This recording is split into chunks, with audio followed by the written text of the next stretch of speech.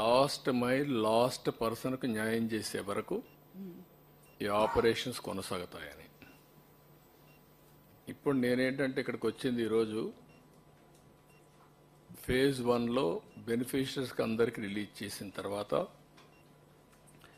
ఇక్కడ extraordinary work చేశారు. నేను ఒక్కడనే కాదు, టీమ్ యాజ్ సచ్. ఒక 10 రోజులు 11 రోజులు నేను 100 డేస్లో నేను టైం స్పెండ్ చేసింది మానిటర్ చేసుకుంటున్నాను. ఏ యాక్టివిటీకి ఎంత స్పెండ్ చేశానని.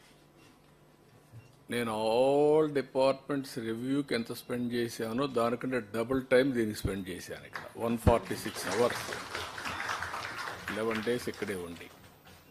ఎందుకంటే ఇది ఒక పెద్ద విపత్తు, బిగ్గెస్ట్ క్రైసిస్. సఫరింగ్ కూడా huge suffering by human beings.